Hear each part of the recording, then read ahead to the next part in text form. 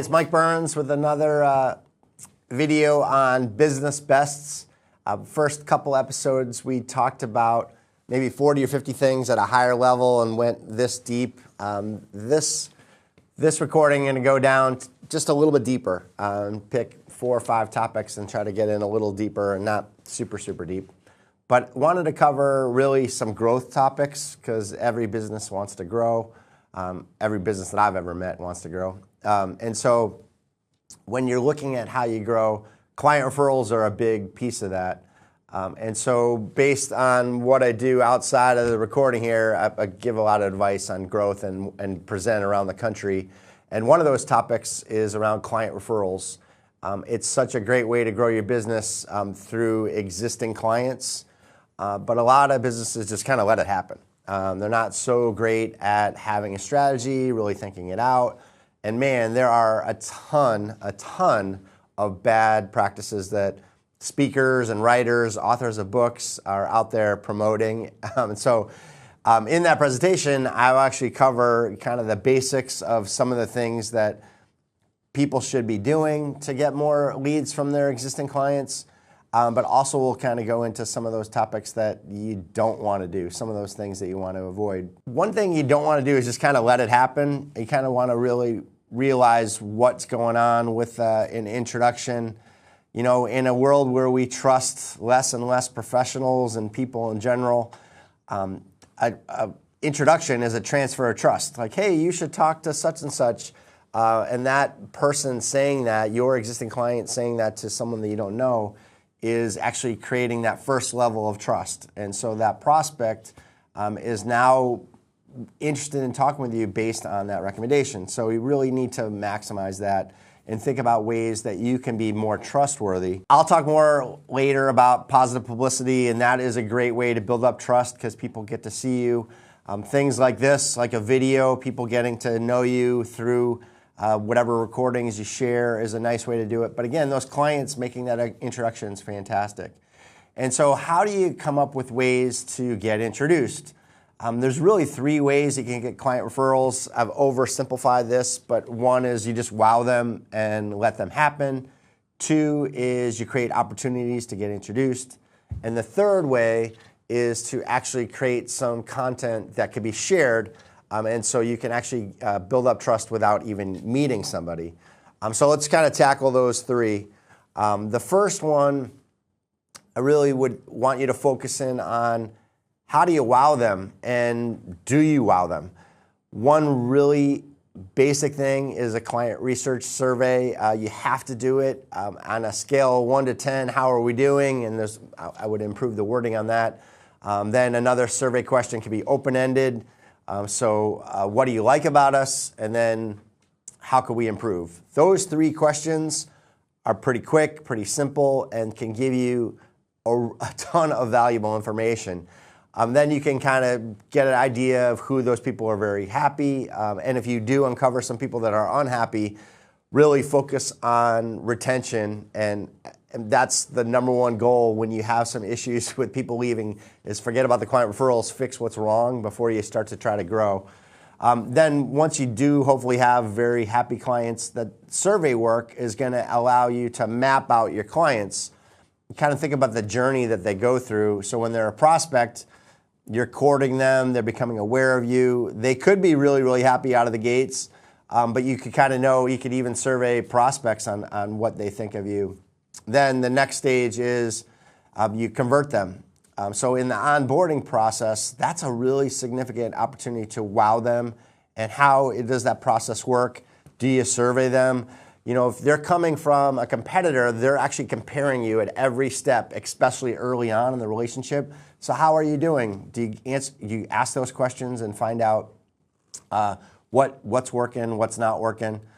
Then you maybe develop those clients into those people that never leave. I call them loyalists, like they're literally going to be with you forever. Those are fantastic clients. They're gonna, your business counts on never losing those clients. But there's one more step, that getting them from loyalists to, you've heard the term raving fan probably, or fanatics, or your extended sales force, whatever you want to call them. That next level is crucial.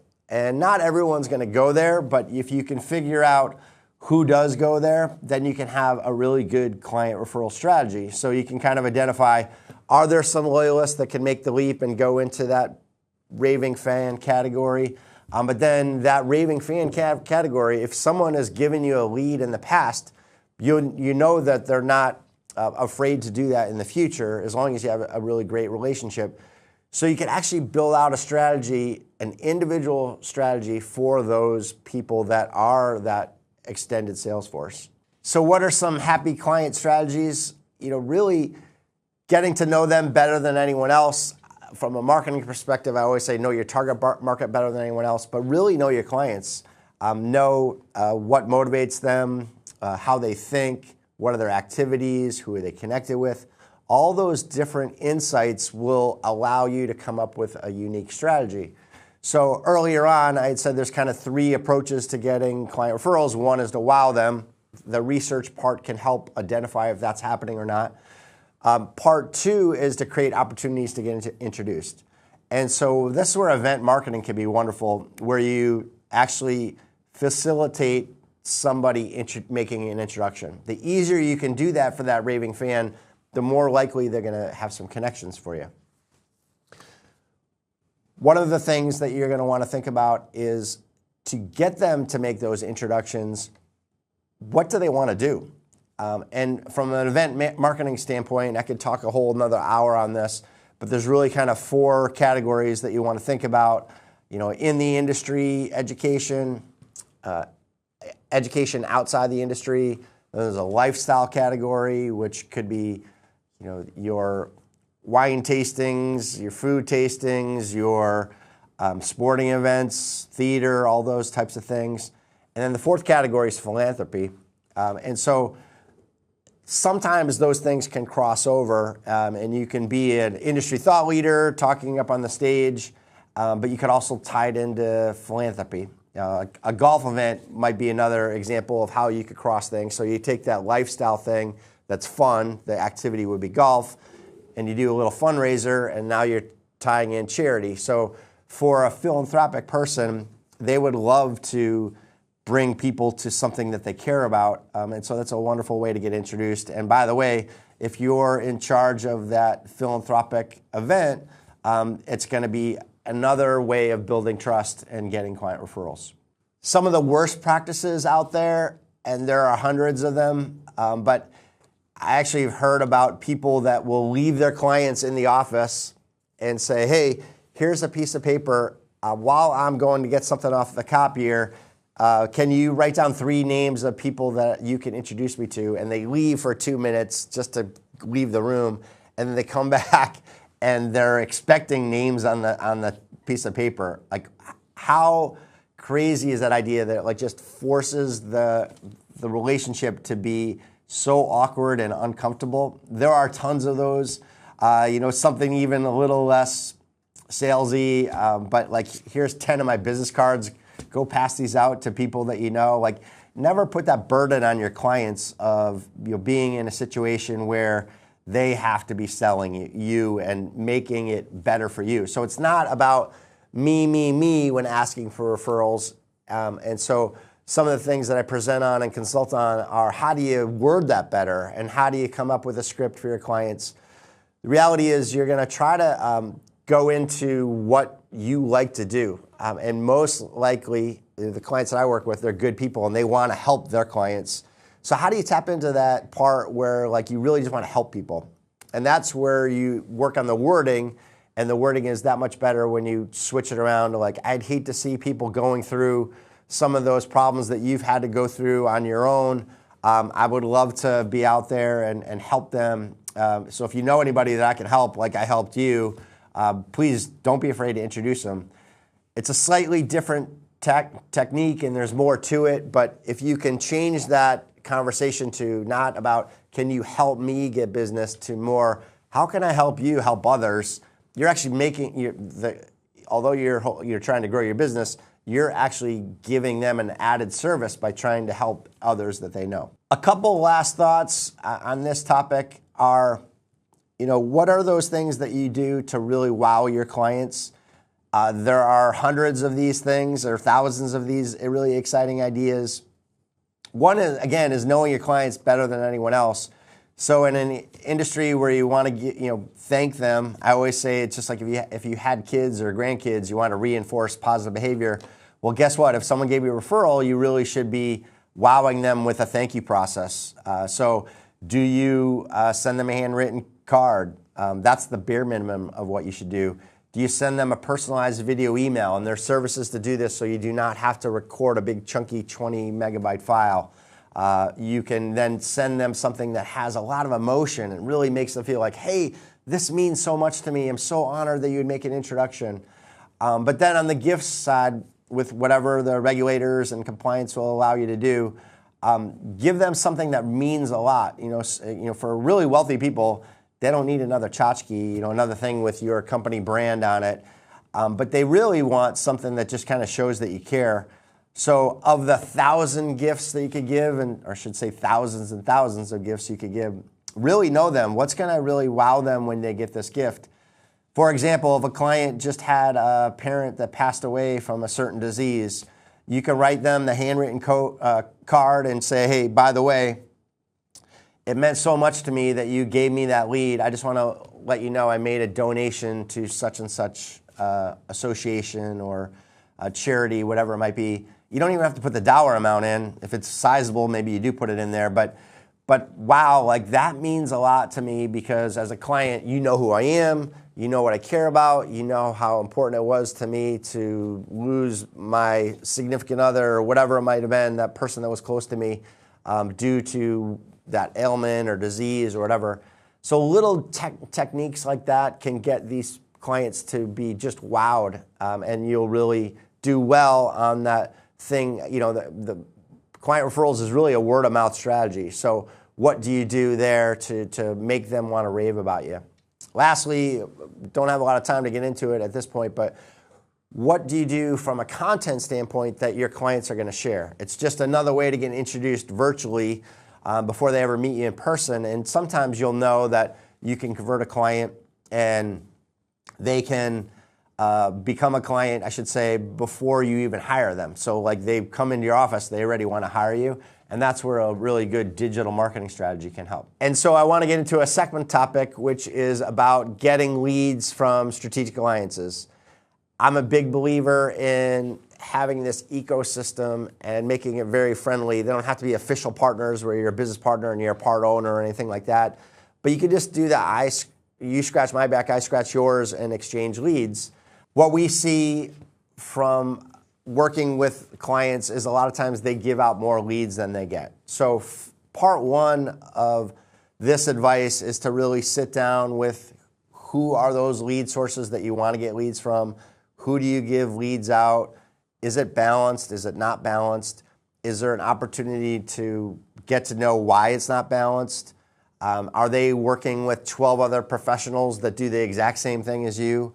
That's really a relationship that's never going to get deep. You can't really trust a person that's giving leads to other people. So can you create a one-on-one kind of partnership where you can trust that you're going to give them leads and they're going to give you leads back? If you have an existing relationship, how can you maximize that? And we'll talk about in a minute. If you don't have leads to give, you can still really strengthen that relationship up.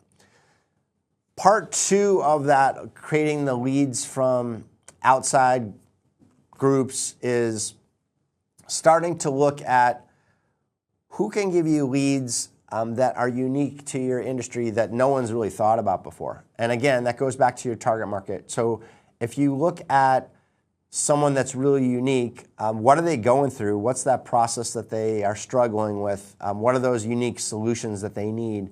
I use widows as an example all the time. And so as you start to think of the stages that a widow goes through, they go through the sad part where the significant other is sick. So now you have the doctor, the nurse, the hospital, all lead sources, believe it or not. Then you might have someone that goes through a stage where they have hospice care. Then unfortunately they die, so the funeral home director is involved. Then you maybe have the cemetery, if that's separate. You start to look at like the religious leader that might be involved. You start to then think about, that person now is on their own. Where are they going to live? What are they going to do? So maybe if it's a big house, they can't keep it up by themselves, or they don't want to be alone. So they eventually sell that property. So then you got the banking, the real estate agent. Where do they go? Maybe they go to live in a retirement village, assisted living, whatever it might be. One time I was presenting in front of hundreds of people, and someone raised their hand and said, hey, what about a handyman? I'm like, great idea. Perfect example of knowing your target market better than anyone else, is because now their significant other isn't around to do the little tasks that one person might have done. So all of those things are wonderful examples of lead sources. One that I left out is a grief counselor. So if you have a situation where you know a target market, and you have a professional that really works with them, identify who that might be, and I'll use the grief counselor as the example. So if you know that person really can uncover somebody that's going through a situation that might need your services, how can you build up a strong relationship with them? And this is where you need your own content, and sometimes these professionals or associations, they're not so good at creating their own content either. You can go to them and say, hey, I would love to develop a strategy that would be about me helping you, and maybe hopefully you'll have some leads for you in the future, but I would love to quote you in my articles. I'd love to interview you. I would love to actually write an article and get it published in the press. And then maybe we do an event series, we speak together. Maybe we do a setup where it's just a webinar. Then maybe the attendance isn't great. It doesn't have to be great to have a webinar be successful as long as you record it. So now you have video content. Now you take that video and you slice it down for them to 1-minute segments or 5-minute segments or whatever it might be. And you've now created a whole kind of marketing strategy for that potential strategic alliance. And they're going to love you for that, especially if they're bad at marketing. And by the way, if you're involved in that content and you're in that, you're actually going to get a lot of awareness built up in their client base, because they're going to share that with all their clients and their prospects too. So the secret to a really good alliance is to have some synergy, some overlap, if not identical target markets. The more that you know them, the more that you'll come up with these unique ideas for strategic alliances. So similar to client referrals, you should have a really well thought out strategy for strategic alliances. Identify the ones that are working. That's the low-hanging fruit. Go there first. When you do that, what makes them tick? When are they super busy that you don't want to bother them? But when do they come up for air? What would make that relationship really, really work? I always say humans want to work with humans, and humans want to have these interactions and relationships. Am I more likely to give a lead to someone that I don't really know, or someone that I consider a friend? Like, that's an easy layup. But so many businesses do not do a very good job of building up that human side, that relationship, getting to know those influential people that can make the introductions better than anyone else. So what makes them tick? Similar to client referrals, you should have a really well thought out thank you strategy. One thing that I really recommend is when you get a lead, have a whole process. From the time that you get the lead, that they're still a prospect, let them know, communicate with them, thank them via email initially, with a phone call, with the personalized video email, follow up with a handwritten card. So you can take them all through the prospect all through the process, and thank the lead source all along the way. But then you convert them, and that's where a bigger thanks should come. You really want to let them know how happy you are, make them feel how appreciated you are. But one technique that I give that a lot don't do is actually create in your CRM, in your calendar, create a 1-year anniversary of bringing on a new client. And on that 1-year anniversary, have a thank you that comes out. So it's basically delayed gratitude. And what that does is, earlier on, a year ago, when someone gave you a lead, they might not have had a second lead to give you, but now you're making them feel appreciated a year later, you're top of mind, and they feel how they feel good about giving you the lead because you're really making them feel happy about it. Guess what? You're now top of mind again. Now they might have an idea, and so that kind of delayed thank you is really, really important. Again, personalized gifts are wonderful. If you can really get to know your just like your client, you get to know them better than anyone else. Really start to get that strategic alliance to be someone that's super, super tight with you. One of the easiest ways to get press is to have a whole bunch of experts in it. If you really want to wow that strategic alliance, and this could be someone that you don't even know, like you're starting to build a relationship up, you can do something that's a really simple process. You can say, hey, here's 5 tips for this target market, and go out to 5 experts. And you can really say, hey, it's nice if you have a publisher, but it could be just for your website. And you could say, hey, I'm doing this piece. Could you ever answer this so I can include you? And just send me back a paragraph or however long you want it to be. And then you compile that into an article. A couple tips on that. One is you don't want to have competitors in the same article because then they're not going to want to share it, right? So that press, actually, the really great thing that you did can actually backfire if they see the competitor in there. So you kind of think of who else helps your target market. I always think about it as spokes on the wheel. So who are those different spokes that aren't competitors that wouldn't mind being in the same article together? Reach out to them. The most simple way to do it is say, hey, can you write back a paragraph or two, and then you compile them. AI is wonderful at this, by the way. So you can drop them into AI and say, here's the quotes, here's the names of the people. Can you put them in this order? And I will need it to be this many words. And they can do a first crack at it. And if you're saving the quotes as is, if AI is, then you don't have to worry about AI plagiarizing an article from somewhere else on the internet. So it at least gives you that first crack of what an article could be. It can actually organize it depending on what you're trying to do. Then you pitch it to the press, and we'll talk about that more in a minute, but it will come up with some fantastic things to do. Once you get your strategic alliance, some press, then it becomes a situation where you're off to the races trying to maximize it. It's really great if you can create a hub on your website, so your own landing page, so to speak, or its own place, that could be the page that's shared by your strategic alliance. That is fantastic because then when they're sharing it, all that traffic is coming to your site, and that will be a wonderful way for them to bounce around and get exposure to you. It doesn't necessarily have to be that way. You could share it directly to YouTube or directly into social media. I think also great places to have it. But if it is housed on their website, it's a little harder for you to get exposure. So just know that you're going to come up with a way to maximize it, to have a lot of great eyes looking at it. So the real advanced way to do well with strategic alliances is obviously to build out those one-on-one partnerships. But if you know your target market better than anyone else, build out the whole ecosystem and be in charge of it. That is kind of what like a BNI group or these other networking groups, when they get together, they kind of have all those spokes of the wheel and they have some similarities. Some are better than others.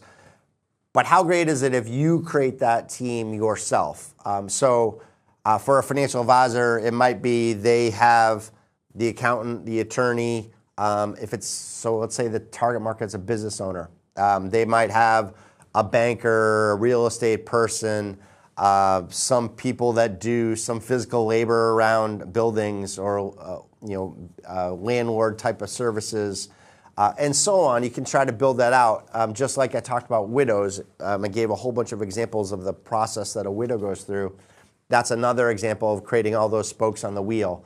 And so when you do that, not only is it great to, again, have those one-on-one relationships, but now you can get them interacting and you can oversee that and coordinate that. So one example I was using financial advisors is if you look at someone that has a really complicated estate plan, maybe is moving out of state, maybe is doing a second home, maybe has someone that just recently died. the more of those professionals you can pull in and have an in-person meeting if they're all local, or actually just coordinate it with Zoom, you're actually making it really easy, because they might have had to go through 10 different phone calls and track all this information down. You're coordinating that. You're the quarterback. You're overseeing it. It's a service not just to your clients, but you're actually saving those strategic alliances a lot of time. They're actually going to see how you can be a leader. They're going to see how you are really great at what you do, and it's just going to build the relationship, make it even stronger. So something that you really want to think about. From a strategic alliance standpoint too, I can't say enough that video is so important. It is one of the easiest things to do now with Zoom and other technologies, just to record somebody and say, hey, what's the latest thing going on? I'd love to share it with my clients on whatever topic it is. I once had a financial advisor that actually interviewed somebody about ice dams on their roof, and it was one of the most popular videos of the year. It's something that just kind of, whatever that target market is going through, what could be that solution that you provide to them. Try to be a little bit more entertaining too, so that infotainment. And so it's nice if you can have that strategic alliance and that friendship's already built. So when you kind of have that rapport and you're bantering back and forth, it doesn't feel as stiff, and you kind of you hold the audience a little longer. And then it just, someone wants to be the third leg of that stool. They want to be involved, and they're going to want to be a little bit closer to you and want to work with you. With client research, one of the things that you can do is do a survey, and then you can do, so you can do online research or paper research. Then you can do a focus group, and you can do an advisory board. You can do the same thing with strategic alliances. You can build them, bring them closer by actually having them give you advice on your business. And there's ways to thank them in a compliant, friendly way for this time. And then you might want to repay the favor and actually give them business advice on how to improve. Or if you're working with a consultant, lend them that consultant to give them advice, especially if you're working with the same target market and you have similar services. There's a lot of ways to build relationships up that become so strong. I can tell you a good way to measure if the relationship is strong is, like, would you get invited to that strategic alliance's daughter's wedding? Like, that's the type of relationship you want, and those are really powerful. Well, I hope this has been helpful. Again, I'm Mike Byrnes, and this program is called Business Bests. I hope that you like what you're seeing, and I'll continue to try to create some good content that will help you be more successful at your business. Thank you for the time.